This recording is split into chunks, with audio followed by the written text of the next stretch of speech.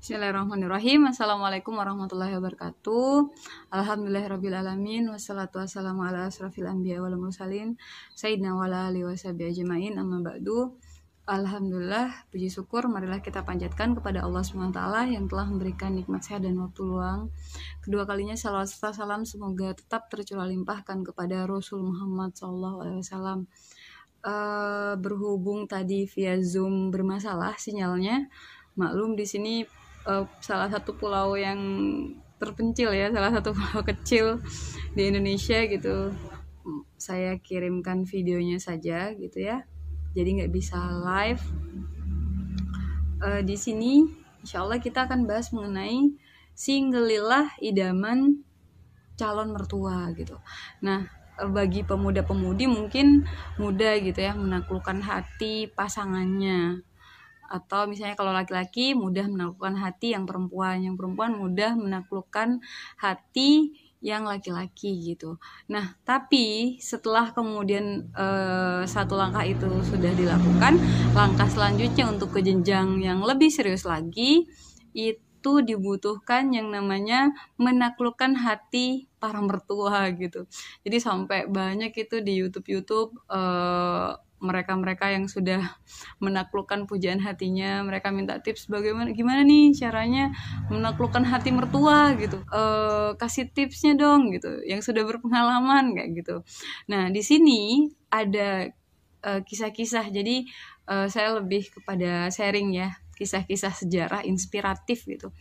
Bagaimana seorang pemuda dan pemudi yang soleh-soleha, mereka tanpa harus menaklukkan hati para mertua, ini mertua yang ngejar mereka gitu.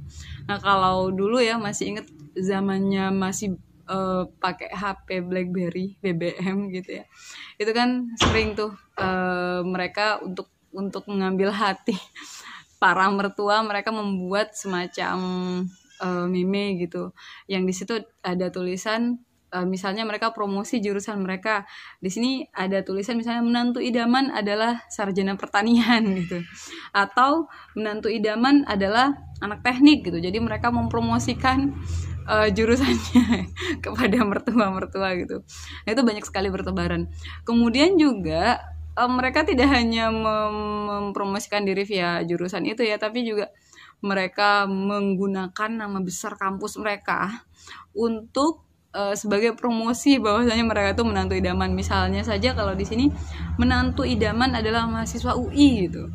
Kemudian juga ada satu gambar gitu ya, yang di situ ditulis secara cukup panjang, UGM adalah kampus di mana terdapat banyak calon menantu idaman gitu. Bahkan ada yang bikin artikel gitu ya, kenapa alasan para mertua itu harus mencari menantu dari UGM kayak gitu. Jadi sampai ada yang serius bikin seperti itu gitu ya. Dari saking memang untuk menaklukkan hati para mertua itu butuh keberanian, butuh mental yang luar biasa gitu. Nah, atau mereka oke lah, nama besar kampus sudah, prodi sudah, mereka juga promosi profesi mereka gitu. Mantu idaman itu guru, atau mantu idaman itu teknisi komputer gitu. Kadang juga warga net itu membuat suatu percakapan gitu ya, bagaimana agar satu percakapan singkat yang buat lucu-lucuan gitu ya, bagaimana agar mertua itu bisa luluh kepada kita gitu. Jadi misalnya datang nih kita ke calon mertua gitu, Bapak, saya mau ngelamar anak Bapak gitu. Terus yang calon mertuanya tanya, emang kamu punya apa gitu. Terus ada yang bikin seperti ini, saya adalah orang yang rajin sholat sunnah sebelum subuh, dan orang yang rajin sholat sunnah sebelum subuh itu punya dunia dan seisinya gitu katanya. Atau ada juga yang buat lucu-lucuan juga sih sebenarnya, misalnya bilang seperti ini nih, Bapak Ibu putranya buat saya ya, nanti saya ganti dengan cucu yang lucu-lucu. Nah, jadi memang sebagian orang menganggap bahwasanya menaklukkan hati para calon mertua itu berat banget gitu. Tapi ada sebagian orang yang itu malah dikejar-kejar sama calon mertuanya. Nah, mungkin di sini saya sedikit sharing saja, cerita saja gitu ya. mengenai beberapa kisah yang pemuda-pemudi yang malah dianya yang dikejar oleh calon mertua. Misalnya kisah yang pertama, ini datang dari kisah seorang pelayan yang dia bekerja di sebuah perkebunan seorang saudagar yang sangat kaya raya. Nah, suatu ketika sang sang saudagar ini pergi ke perkebunannya dan meminta pelayannya untuk dibawakan buah delima. Jadi ini perkebunan buah delima. Beliau meminta, ambilkan saya buah delima yang manis gitu. Kemudian pelayannya mengambilkan. Tapi ketika kemudian delima itu dimakan, rasanya kecut gitu. Dan kemudian saudagarnya minta ambilkan yang lain lagi. Diambilkanlah yang kedua. Yang kedua ternyata sama, rasanya kecut juga. Itu terjadi sampai 3 kali. Sampai saudagar yang punya kebun itu cukup kesal ya. Kok bisa gitu? Kamu sudah lama bekerja di sini, tapi kenapa kamu tidak bisa membedakan mana delima yang kecut dan mana delima yang manis gitu? Itu gitu. Jawabannya adalah tidak Tuan, saya tidak tahu, seperti itu. Dan kemudian saudagar tadi heran dong, loh kok bisa tidak tahu gitu. Ini lebih mengejutkan lagi jawaban selanjutnya. Jawaban selanjutnya adalah pelayan itu katakan, karena selama ini saya bekerja di sini, Tuan belum pernah mengizinkan saya untuk mencicipi buah di kebun ini. Jadi itu jawabannya. Nah, dari jawaban pelayan tadilah saudagar ini menjadi takjub gitu. Dia ngerasa, wah ini calon menantu yang baik ini. Dan akhirnya langsung mendapatkan promosi jabatan menjadi menantu. Jadi saudagar kaya tadi ingin gitu ya menikahkan pelayannya dengan anaknya sendiri ya, karena pelayannya juga selain pelayan yang jujur, beliau juga single gitu, single lillah, jadi nggak punya pasangan, nggak punya pacar gitu ya. Ya karena memang langka ya seorang yang bekerja di sebuah perkebunan buah, tiap hari ngelihat buah bergelantungan gitu, kan pasti dalam hatinya itu terbesit keinginan untuk ngambil gitu satu aja kayak gitu. Kalau saya pribadi aja ya pernah gitu ikut study tour karena saya jurusan pertanian. Saya pernah study tour ke kebun jeruk, ke perkebunan buah gitu.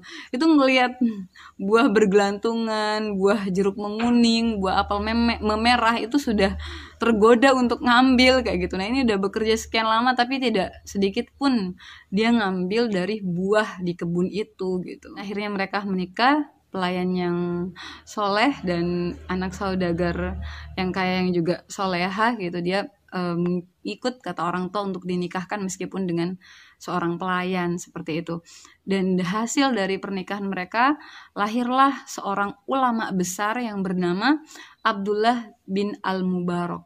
Sampai pernah tetangganya yang Yahudi, tetangga beliau Abdullah bin Al-Mubarak ini pengen ngejual rumahnya, jadi pengen dijual nih rumahnya gitu.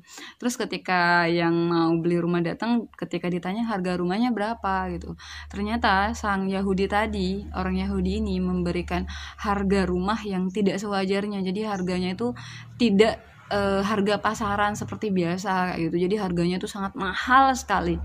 Akhirnya yang mau beli tuh tanya, kan pasaran harganya segini gitu. Nah, jawaban dari Yahudi tadi itu juga sangat unik. Jawabannya adalah harga rumah ini memang gak seberapa harganya gitu, tapi rumah ini bertetangga dengan Abdullah bin Al-Mubarak, makanya harganya jadi fantastis gitu. Jadi ternyata harga rumahnya dinaikkan karena bertetangga dengan orang yang soleh yang merupakan anak dari pernikahan pelayan dan anak saudagar tadi gitu. Ini luar biasa, ini marketing baru ya. Jadi ini sebenarnya ngejual tetangga dan ngejual rumah sendiri.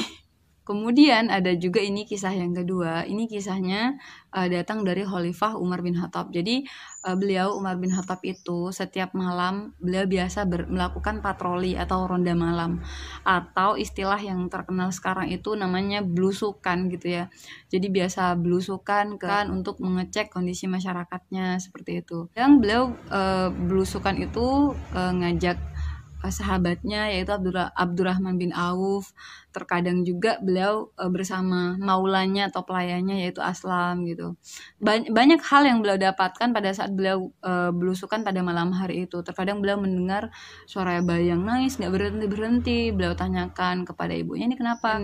Ketika ditelusuri lebih jauh kasusnya, oh ternyata karena ada masalah ini. Nah, dibuatlah sebuah kebijakan di mana setiap bayi yang lahir dalam Islam akan diberikan tunjangan gitu. Jadi sampai seperti itu perhatiannya sama masyarakat. Jadi hasil belusukannya itu ada sebuah kebijakan gitu. Atau juga terkadang beliau pada malam hari itu mendengar curhatan seorang istri yang rindu atau kangen sama suaminya yang sedang dikirim ke medan jihad gitu. Dari mendengar curhatan itu akhirnya beliau kemudian buat sebuah kebijakan. Oke, mulai sekarang tentara yang dikirim itu setelah 4 bulan dari medan jihad mereka harus kembali kepada keluarga mereka gitu.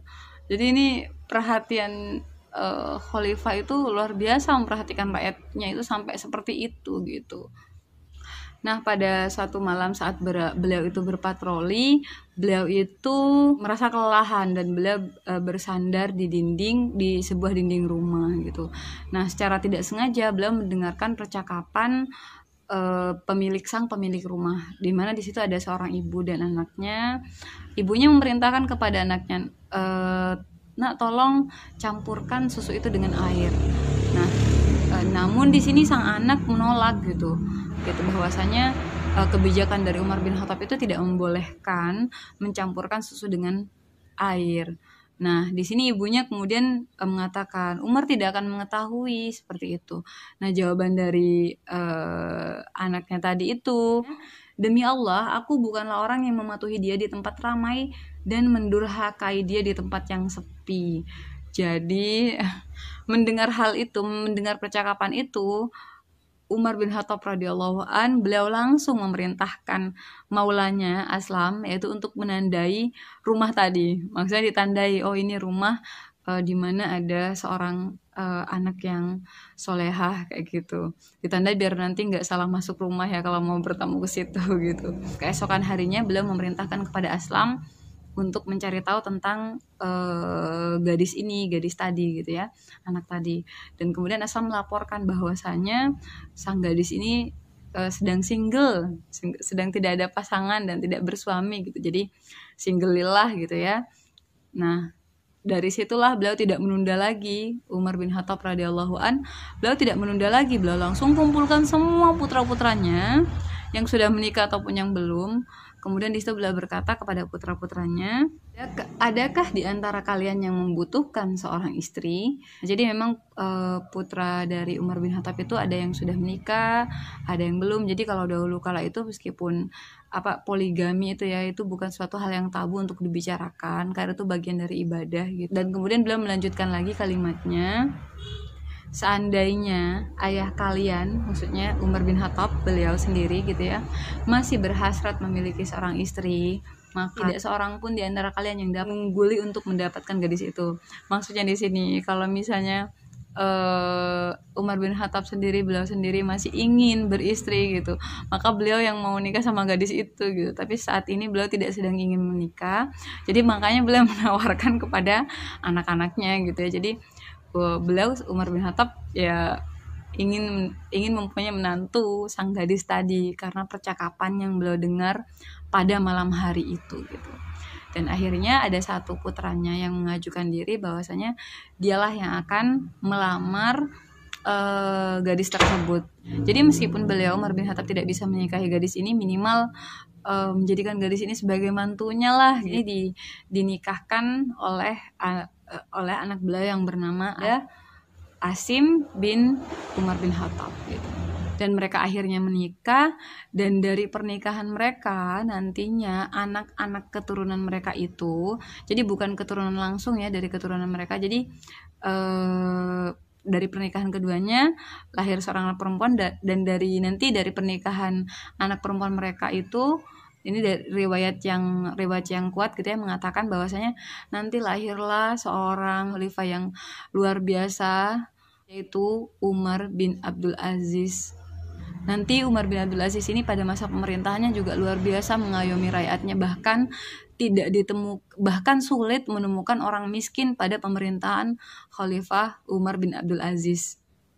Dan yang unik lagi gitu ya, pada masa kekhalifahan Umar bin Abdul Aziz itu, beliau memberikan para singgelilah yang mereka tidak punya dana untuk menikah itu dibayarkan oleh kas negara. Kemudian kisah ketiga itu seorang pemuda yang berjalan di satu tempat gitu ya, dan kemudian dia menemukan sebuah apel, dan apel itu kemudian dimakan oleh pemuda ini gitu.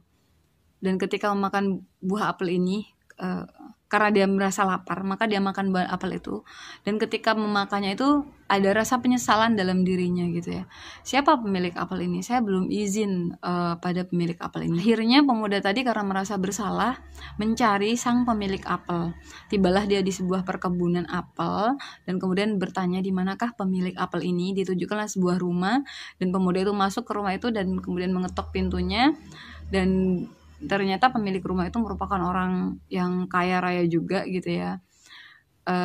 Sang pemuda tadi menjelaskan bahwasanya, maaf Bapak, saya tadi menemukan apel dan saya makan gitu, ini sisanya, jadi dibawa juga sisanya gitu. Saya mohon maaf, mohon keikhlasannya gitu ya, mungkin mohon dihalalkan apel yang telah saya makan, seperti itu. Nah, sang pemilik apel ini merasa bahwasanya wah, ini pemuda langka ini, sepertinya harus saya lestarikan gitu. Jadi ada dalam keinginan hati beliau tuh langsung ingin menjadikan ingin menjadikan pemuda tadi sebagai mantunya gitu.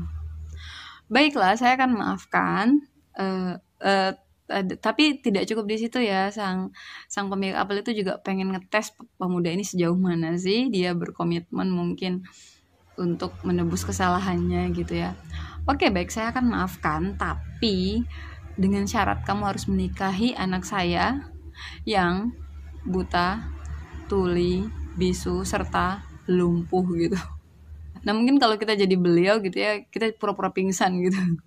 Nah, tapi karena pemuda tadi mengharapkan ridho Allah gitu, jadi beliau setuju saja dengan syarat yang diberikan oleh sang pemilik apel dan mau menikahi gadis tadi gitu. Dan akhirnya tanpa menunda gitu ya, malam itu juga pernikahan berlangsung gitu. Nah, gimana ya perasaannya, sudah tahu kalau pasangannya itu buta, tuli, kemudian bisu dan lumpuh gitu. Tapi karena Allah, beliau jalani itu dengan ikhlas gitu. Pada saat malam pertama beliau masuk ke kamar gitu ya, beliau tahu kalau di dalam itu seorang gadis yang bisu tidak bisa berbicara, tapi untuk menjaga adab beliau kemudian mengetuk pintu dan mengucapkan salam, Assalamualaikum, seperti itu. Dan ternyata hal yang mengejutkan itu ada jawaban salam dari dalam gitu ya, Waalaikumsalam gitu.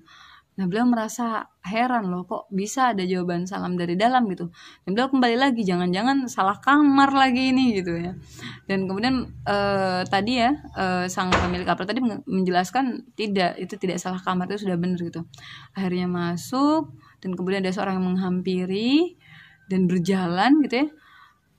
Dan yang mengejutkan lagi, gadis yang menghampiri beliau itu adalah istrinya yang ternyata tidak tuli, buta, bisu, dan lumpuh. Itu malah mendapatkan perempuan yang cantik luar biasa. Dan ketika ditanya, tapi kenapa ayahmu mengatakan kamu itu buta, tuli, bisu, dan lumpuh? Dan sang gadis kemudian menjelaskan, iya betul apa yang dikatakan ayah saya gitu. Saya buta karena saya tidak melihat hal-hal yang tidak Allah ridhoi. Saya tidak berbicara hal-hal yang tidak Allah ridhoi. Saya tidak melangkah kepada hal-hal yang tidak Allah ridhoi, seperti itu. Ini surprise yang luar biasa gitu ya. Jadi sang pemuda tadi memenuhi syarat sang pemilik apel untuk mendapatkan ridho Allah. Ternyata Allah kasih surprise yang luar biasa sekali. Seorang wanita cantik, soleha, terus anak orang kaya lagi kali. Dan dari pernikahan mereka itu lahirlah imam besar dari 4 mazhab, salah satu imam besar dari 4 mazhab yaitu Imam Abu Hanifah. Kisah-kisah nyata gitu ya, menantu idaman calon mertua gitu. Dari 3 kisah tadi mendapatkan satu kesamaan, yaitu kita cukup menjadi singgelilah yang taat kepada Allah, soleh, insya Allah kita akan dikejar-kejar sama calon mertua gitu ya. Buktikan aja nanti. Silakan buktikan sendiri kalau nggak percaya. Insya Allah kita akan dikejar-kejar sama calon mertua. Jadi selain itu juga bisa kita simpulkan dari pernikahan seorang yang soleh-soleha, maka akan lahir juga generasi yang luar biasa, yang soleh-soleha, yang memberikan manfaat besar bagi orang-orang di sekitarnya, dan bahkan manfaat besar bagi umat gitu. Dan yang paling penting, keturunan itu nanti menjadi amal jariah mereka di akhirat kelak. Ya alhamdulillah, terima kasih kepada Indonesia Tanpa Pacaran karena telah memberikan kesempatan pada kami dari Smart Muslim Community untuk sharing-sharing dan cerita gitu ya, gitu. Dan semoga saja nanti kita juga tumbuh dan berkembang seperti Indonesia Tanpa Pacaran yang di Instagramnya saja sudah 1 juta follower, dan semoga semakin bertambah, memberikan kebaikan kepada yang lainnya. Mungkin itu saja yang bisa saya sampaikan. Terima kasih banyak. Wassalamualaikum warahmatullahi wabarakatuh.